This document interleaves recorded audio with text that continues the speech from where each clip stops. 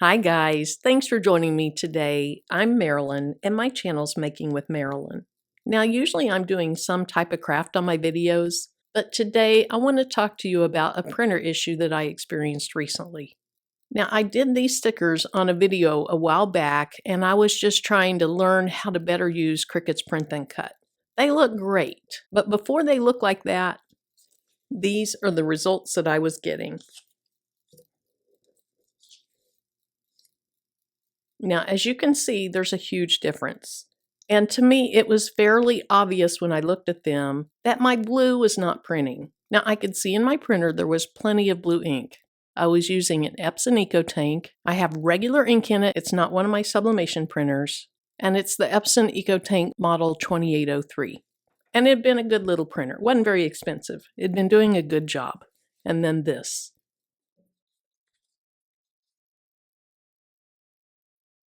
Now you can tell by looking at those that the blue was missing. There's no bluish green color in the middle of the L.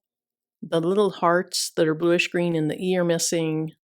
The green in the pads of the bunny's feet and the flowers are missing. And in general, it's just not a very good print. So I set out to figure out what was wrong.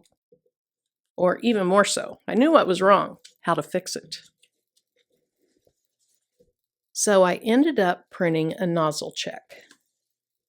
And I was really surprised that there was not a single bit of blue printing out. I had just used this printer probably a week earlier. But there was no blue. Now you can follow along these numbers to see that these are all in sequence. I'm missing one. I probably got frustrated and threw it away. But you'll be able to tell what happened. So I printed my nozzle check. That didn't work. So then I did a head cleaning. The head cleaning takes about 3 minutes, and then you can test it to see if it worked. It really didn't. It still looked really bad. So I did it again. And again, you can tell by the numbers, this is the next thing I printed. It still looked really bad. So then I got onto YouTube. Now the other colors look great, but the blue was just missing. So I got onto YouTube and I saw a girl and she said, just do multiple print head cleanings. So that's what I kept doing. I did another one. It improved slightly, but not very much. Then I did another one. I think it actually went backwards that time. And another one. It just wasn't working. So then I discovered something I had never seen before, and that's to do a power cleaning. Okay, so I think here's where I'm missing. Yes, here's where I'm missing a page. But you can see these two results were the same, and I did a print head cleaning in between those. So then I found the power cleaning, and I'm going to show you exactly where these were on my printer. After I did my power cleaning, look at that. See page 109 to 110? The very next page after doing that power head cleaning was a success. Well, I was nervous about it, so I went ahead and did another nozzle check. Looked great. And at some point I did this one as well. So let's go see where you find that. So here's the printer that I was having the issue with. And you can see it's an Epson Ecotank and the model is ET2803. But this is going to work very similar on any Epson Ecotank. Now on some Epson Ecotanks you use the buttons over here. Some are touchscreen. This was a really inexpensive one. This one you actually use the buttons over there. So right now it's just on its regular copy mode. So I'm going to use the right arrow and I'm going to go over until it says maintenance. And it's right there. So I want to see all the features in maintenance. So I hit the OK. The first one's the nozzle check. That's how I discovered what the issue really was. And remember, that's the first thing I did when it didn't print any blue. So then one more over, and that's where head cleaning is. Now I don't want to do a head cleaning, but let me show you. On this one, if you want to proceed, it says to hit the OK button. So you would do that, and then you have to verify one more time by hitting OK that you want to do that, but I don't. So I did the head cleaning multiple times. That still didn't work.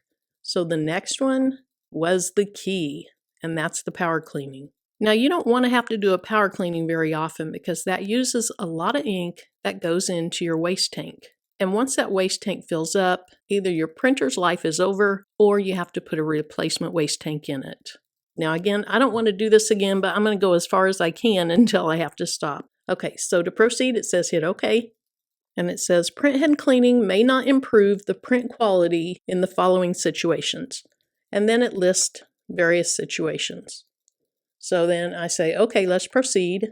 And then it tells you to read the next screen completely before you proceed. So I'll say, okay. And then it tells you that print cleaning allows you to replace all of the ink inside the tubes. It also says this power cleaning might damage the printer. And then it tells you to check each of the ink tanks just to make sure it's at least 30% full. If it's not, I think that's when you can really damage your machine. So then you say, okay, you agree. Then it lets you know that it might take up to 12 hours for the print quality to improve. So I'm going to say, okay. It lets you know the ink inside the tube is going to be deposited into the maintenance box. I say, okay. And then if I want to do this process, I have to hold this print button down for 5 seconds. So at this point, I'm just going to back out of that.